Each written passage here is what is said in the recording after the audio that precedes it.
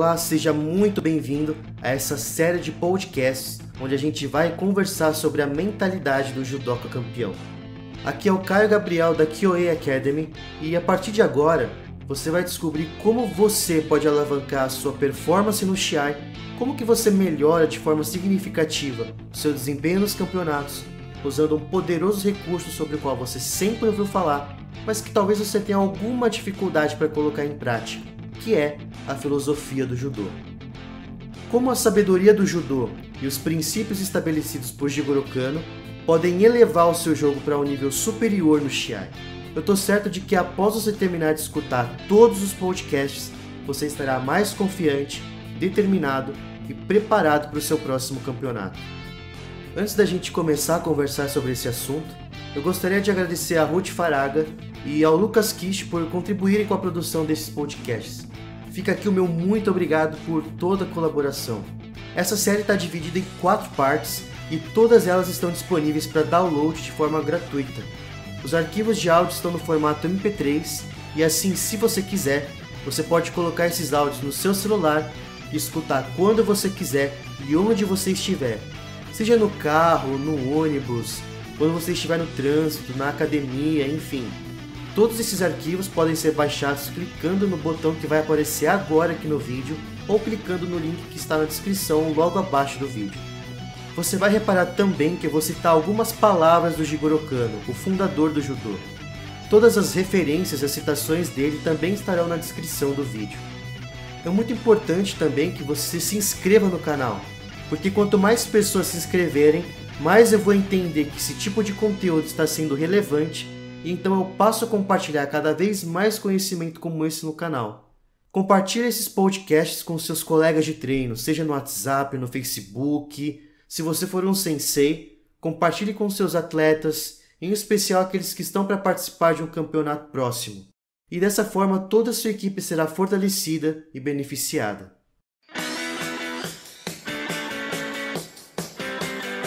Agora, como a filosofia do judô pode ajudar você a alavancar a sua performance no Shiai? Jigoro Kano, o fundador do judô, definiu o judô de 2 maneiras. A primeira, segundo ele, é que o judô é o estudo do meio que você deve seguir para ser bem-sucedido. Em outras palavras, qual é a estratégia que você vai seguir para alcançar os seus objetivos? Nesse momento, o seu objetivo pode ser vencer o próximo campeonato, subir no lugar mais alto do pódio e conquistar a medalha de ouro. Talvez essa seja a sua definição de sucesso para esse momento. Porque não existe uma única definição de sucesso. O que existe é aquilo que você acredita ser sucesso. O sucesso é subjetivo e o judô, por definição, é uma ferramenta que ajuda você a alcançá-lo. Para que você seja bem-sucedido, e aqui vem a segunda maneira pela qual Kano definiu o judô, você precisa aprender a fazer o uso mais eficiente do poder mental e físico. Nesse sentido, se você quer vencer e obter os melhores resultados dentro e fora do tatame, você precisa aprender a utilizar a sua mente e o seu corpo da melhor maneira possível. Quando a gente pensa em treinar para um Shiai, a gente faz milhares de uchikomi, a gente faz centenas de randori, a gente supera o cansaço e a dor até o corpo ficar pingando, o judogi ficar encharcado, a gente se exercita na academia, treina jiu-jitsu para melhorar as técnicas de solo e dependendo de onde você treina, talvez você ainda faça fisioterapia, nutrição, enfim. A gente treina o corpo com uma disciplina fenomenal. Isso é ótimo e fundamental para a nossa performance. No entanto, é muito raro você ver alguém que se dedique a equilibrar esse treinamento físico com o mental. Kano disse que a aplicação dos métodos de treinamento mental é um dos aspectos mais interessantes do judô. E disse também que muitas pessoas se interessam pelos exercícios e estudam entusiasticamente seus segredos. Mas infelizmente, existem aqueles que permanecem indiferentes ao treinamento mental. Na prática do judô, se a energia não for aplicada ao treinamento mental, esse aspecto é provavelmente negligenciado. Atletas e ex-atletas renomados ao redor do mundo de diversas modalidades, como Ayrton Senna, Michael Jordan, Tiger Woods, Usain Bolt, Arnold Schwarzenegger e ainda técnicos como o Bernardinho e o Bob Bowman, o técnico do Michael Phelps, todos têm uma coisa em comum. Eles são unânimes ao declarar que o que separa os muitos que aspiram ao topo do pódio daqueles que sobem lá é a mentalidade, ou o mindset. Esse é o conceito-chave dessa série de podcasts. O sucesso no Chiai é um jogo interior. Existe um jogo que é muito importante, mas que muitas pessoas já dominam, que é o jogo físico. Contudo, por trás desse jogo físico, existe um outro jogo, o jogo por trás do jogo, que é o jogo mental, que pouquíssimas pessoas conhecem e dominam. Todo jogo é uma composição de duas partes, um jogo exterior e um jogo interior. No judô, o jogo exterior é quando você está no jonai, ou seja, dentro da área da competição, e tem o objetivo de projetar o seu oponente buscando o ippon, a pontuação máxima que finaliza a luta. Só que, agora você já sabe, por trás desse jogo exterior, existe um jogo interior. Você enfrenta obstáculos internos antes, durante e depois de um Chiai. Antes do Chiai acontecer, como você lida com a ansiedade e a preocupação? Como que você supera o medo? Como ter o autocontrole necessário para cumprir uma dieta para chegar ou nos manter na categoria de peso ideal? Como controlar a vontade de gastar dinheiro quando você tem um campeonato que acontecerá em outro estado ou país? Durante o Chiai, muitas vezes somos dominados pela dúvida, pelo nervosismo, pela desconcentração. Como que a gente pode se manter focado e presente no aqui e agora? Como que você lida com a pressão? Aliás, escreve nos comentários os desafios pelos quais você passa quando participa de um campeonato. Após o Chiai, será que você está lidando com a vitória da melhor maneira? E ainda mais importante, como que você lida com a derrota? Como que você lida com a frustração do fracasso? Ter o domínio sobre esses obstáculos mentais é a chave e muitas vezes aquilo que falta, não apenas para você vencer, mas também para você se destacar e se diferenciar no meio competitivo do judô. O atleta que tem um mindset mais fortalecido tem probabilidades maiores de se superar, surpreender e vencer, ainda que não seja o favorito da chave. Se você entende as regras desse jogo interior, ou seja, desse jogo mental, você passa a ter uma vantagem brutal sobre aqueles que não conhecem essas regras. Não se trata de quem tem o melhor Osotogari, mas daquele que melhor sabe dominar a própria mente. Triunfa aquele que tem o mindset campeão. Agora a gente vai se aprofundar um pouco mais no conceito de mindset e como ele influencia a sua performance no Chiai. Jigoro Kano disse que o mais terrível dos inimigos que bloqueiam o caminho da retidão está oculto em nossos corações, os maus pensamentos. Vamos entender melhor essa citação. A primeira coisa que você precisa entender é que todos os dias você enfrenta diversas situações que exigem uma resposta. Em outras palavras, a vida apresenta um estímulo, um fato, e você precisa responder a eles. Entre o fato e a resposta está a sua liberdade de escolha. E para retratar isso, eu gosto de citar de forma rápida parte da história do Viktor Frankl. Ele foi um judeu que viveu como prisioneiro nos campos de extermínio da Alemanha nazista, onde passou por experiências realmente repugnantes, perturbadoras. Seus pais, seu irmão e a esposa morreram nos campos ou foram mandados para as câmaras de gás. Com exceção da irmã, toda a família foi exterminada. O próprio Frankl sofreu torturas e humilhações muito além da nossa imaginação, sem saber até quando ficaria vivo. E certo dia, nu e sozinho em um pequeno quarto, ele começou a tomar consciência de um tipo de liberdade. Uma liberdade que seus carrascos nazistas não poderiam tirar dele. Eles podiam controlar completamente a situação e o ambiente. Podiam fazer o que quisessem com o corpo de Frankl, mas ele percebeu que poderia decidir dentro de si como tudo aquilo iria afetá-lo. Entre o fato e a resposta está a liberdade de escolha do ser humano. Graças a uma série de atitudes mentais disciplinadas, Frankl exerceu aquela pequeníssima liberdade, que foi crescendo cada vez mais, o que o tornou mais livre que seus carrascos nazistas. Eles até possuíam mais liberdade no mundo exterior, mas Frankl possuía mais liberdade no mundo interior. Assim, ele se tornou fonte de inspiração para aquelas pessoas que estavam ao seu redor e até mesmo para alguns guardas. Ajudou outros prisioneiros a encontrar um sentido para o sofrimento e ainda dignidade na vida em cativeiro.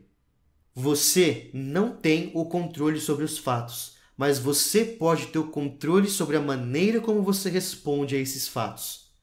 A sua resposta diante de um fato tem a ver com as opiniões que você tem a seu respeito, a respeito dos outros e a respeito do mundo. A sua resposta diante de um fato depende, então, da sua percepção, da maneira como você interpreta o mundo. Essas opiniões nada mais são do que pensamentos, e existe uma coisa, um processo que você precisa entender, que é o chamado processo de manifestação. Pensamentos geram sentimentos. Os sentimentos influenciam o processo de tomada de decisão. As suas decisões vão levar você a adotar um comportamento, uma ação, e ações levam a resultados. Se você tem as opiniões e premissas erradas acerca de um fato, você acaba tendo resultados errados também. E muitas vezes nós confundimos fatos com opiniões. Fatos são tudo aquilo que aconteceu. A sua opinião é a sua interpretação do fato, o valor que você atribuiu a ele. É olhar o fato pelas suas lentes. Você enxerga o mundo através de lentes azuis, por exemplo. O seu sensei pode enxergar o mundo através de lentes vermelhas. Cada um dos seus colegas de treino enxerga o mundo através das suas próprias lentes. Cada um tem uma opinião diferente acerca dos fatos. Nós não sabemos como a realidade de fato é. Nós apenas temos a percepção da nossa própria interpretação do mundo.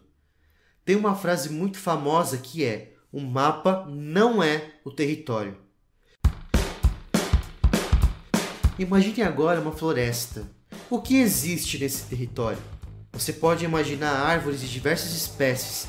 Você pode imaginar riachos, pedras, uma fauna que é bem vasta, cavernas, muita terra, flores, uma mata fechada, madeira, frutas. O cartógrafo, quando desenha o mapa, não desenha a floresta em sua totalidade. O que ele faz é selecionar apenas alguns elementos desse território e os representa no mapa.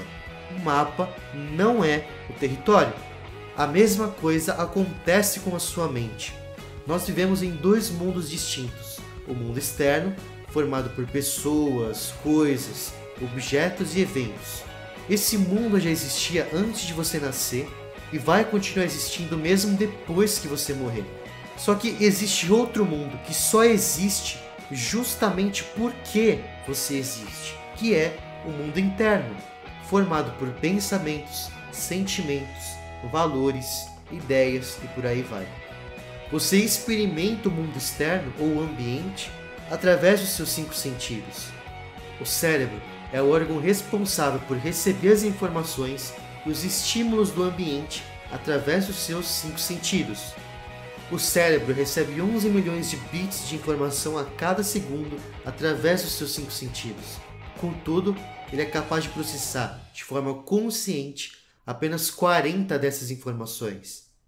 A maior parte do seu mundo interior acontece em segundo plano, de forma inconsciente.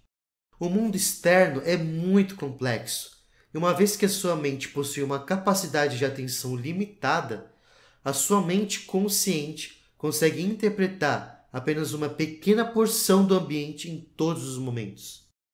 Assim, a sua mente falha, ela distorce, deleta e generaliza as coisas, criando uma realidade individual. Só que a maioria de nós não sabe disso, portanto a gente tende a acreditar que a gente enxerga todo o território e não o mapa. Se você está limitado a uma percepção nociva e perniciosa da realidade, se as suas lentes estão embaçadas, os seus resultados dentro e fora do tatame serão ruins também.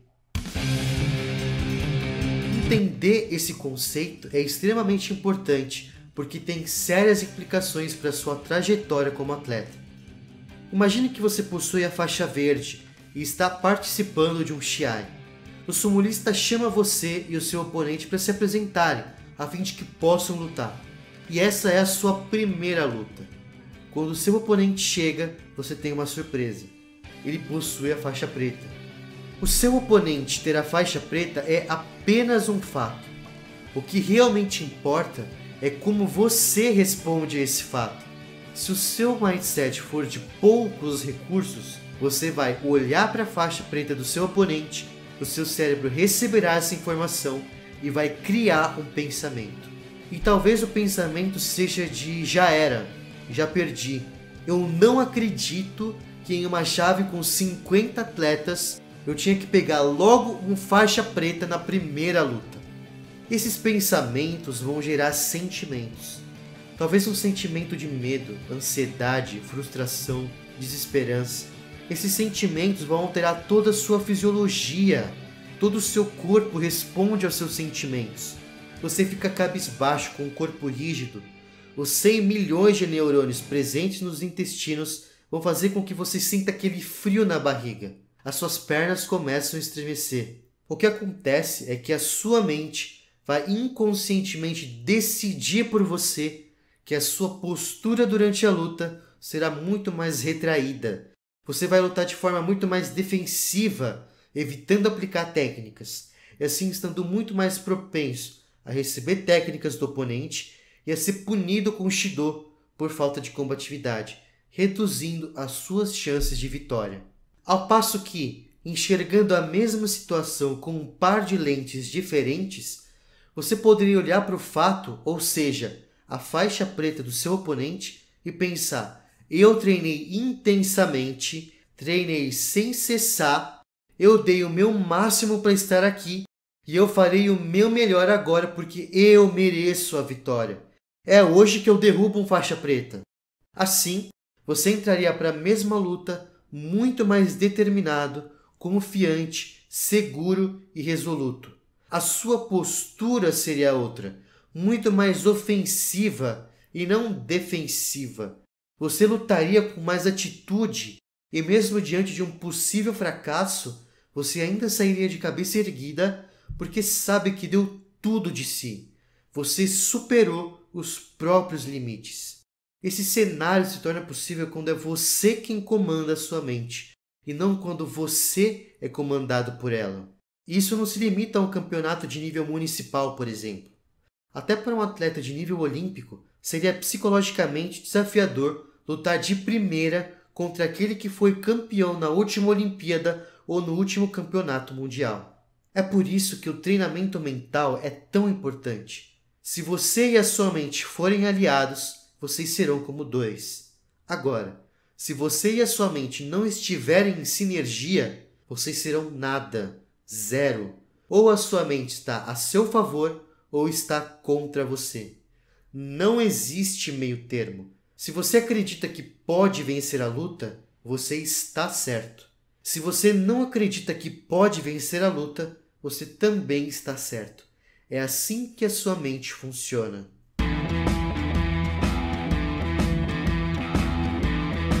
Primeiro a sua mente cria um pensamento, depois um sentimento, uma decisão, uma ação e finalmente um resultado. Esse é o processo de manifestação. Assim, tudo é criado duas vezes. Os seus resultados no mundo exterior são uma consequência dos processos que acontecem no seu mundo interior. Primeiro você tem uma intenção na mente, para depois ter uma ação no ambiente. E para que você possa alavancar a sua performance no Shiai, primeiro você deve ser campeão sobre a sua própria mente, para depois ser campeão sobre um grupo de oponentes.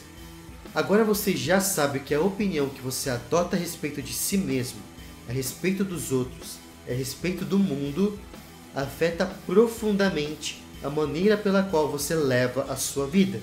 Só que a sua percepção opera em níveis diferentes de certeza, e as opiniões fazem parte do nível mais superficial. As opiniões podem ser mudadas facilmente, já que elas se baseiam em percepções transitórias. Em um nível um pouco mais profundo, nós temos as crenças, que são muito mais fortes porque se baseiam em muitas experiências ou experiências ligadas a maiores emoções. Ainda é possível desestabilizar essas certezas com as perguntas certas. Por último, em um nível muito mais profundo, nós temos as convicções, que se baseiam em uma intensidade emocional extremamente grande. As convicções são tão poderosas que uma pessoa pode não somente ter certeza de algo, mas pode ficar furiosa ou cega diante de qualquer discussão racional caso esse algo seja questionado. As convicções exigem um trabalho muito mais profundo para serem desestabilizadas. E a partir de agora eu vou generalizar esses 3 termos apenas como crenças, mas você já sabe que você pode ter crenças mais fortes e mais fracas do que outras. As crenças que nós temos podem tanto nos fortalecer quanto nos enfraquecer. Elas têm o poder de criar ou destruir, e isso é completamente válido para a experiência no Shiai. A ideia de crenças é frequentemente associada com religião, e de fato, muitas crenças são credos ou doutrinas, mas não é sobre isso que a gente está falando aqui. Você pode acreditar, de forma consciente ou não, que você precisa vencer o Shiai para ser amado. E nesse sentido, você só vai se sentir abraçado pelos seus pais, pelo seu sensei e pelos seus colegas de treino se você for vitorioso. Esse pensamento cria no atleta uma forte pressão, um sentimento negativo de ansiedade e o medo do julgamento das outras pessoas. O que as pessoas vão pensar de mim? Uma outra crença bastante presente no nosso meio é que você não será feliz enquanto você não chegar ao topo do pódio, o que pode, a longo prazo, culminar nos sentimentos de frustração e de tristeza, fazendo com que desistamos de competir, abrindo mão de todo o trabalho feito até aqui. Muitas pessoas acreditam que as coisas nunca dão certo para elas. Pode ser que você nem queira tentar alguma coisa porque você tem medo do fracasso. Quem sabe você acredite que o seu problema, que o seu desafio é muito maior do que você. Talvez você acredite que não é digno, que você não merece ser um vencedor, que você não nasceu para isso ou que é muito velho para continuar com essa história de campeonato. O grande desafio aqui é que esses tipos de crenças, que como você pode supor, são crenças que nos limitam e enfraquecem, geralmente são inconscientes. Muitas vezes você não sabe que tem essas crenças. Elas passam a fazer parte das nossas vidas e uma vez aceitas com o passar do tempo, elas se tornam verdades cada vez mais inquestionáveis que guiam o nosso comportamento, sem que a gente saiba. O mindset que você tem hoje é moldado especialmente durante a infância, a partir da linguagem, dos exemplos, de pessoas que exercem algum grau de autoridade ou influência sobre você, do ambiente e também de certos eventos específicos. E parte do treinamento mental de um atleta campeão é estar atento aos próprios pensamentos e palavras no cotidiano, pois é dessa forma que muitas crenças são descobertas. Assim, você ganha o poder de escolher manter as crenças que te fortalecem e descartar aquelas que te enfraquecem, literalmente limpando sua mente de lixo e fazendo de você um atleta com um espírito indomável. Quando nós trilhamos o Do, ou seja, o caminho, essas crenças acabam sendo reveladas e nós podemos intervir naquelas que estão nos limitando. E esse é provavelmente um dos mais poderosos benefícios de se praticar judô. O que precisa ficar muito claro para você nesse podcast é que a sua mente não está preparada para o sucesso. A única coisa com a qual ela está preocupada é em garantir a sua sobrevivência. A sua mente falha, ela está cheia de bugs, vícios e limitações. Se você permitir que a sua mente, que está preocupada apenas em garantir a sua sobrevivência, seja o timoneiro do navio, que garantias você poderia ter de ser bem-sucedido nos seus objetivos? Como você poderia vencer ser bem-sucedido no Shiai com a sua mente contra você. A sua mente é a sua maior riqueza, o seu recurso mais poderoso. E agora você já sabe que ou a sua mente está a seu favor ou contra você. Quem está no comando? E com isso nós chegamos ao final da primeira parte do nosso podcast sobre a mentalidade do judoca campeão.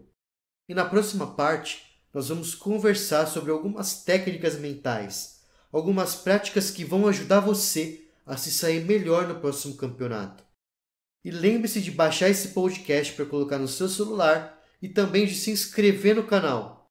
E também de compartilhar os podcasts e de refletir sobre tudo que foi falado aqui. Quando você realmente interiorizar esse conhecimento, você vai começar a sentir que realmente subiu de nível e estará trilhando o caminho para fortalecer cada vez mais o seu mindset de campeão. Um forte abraço e até a próxima parte.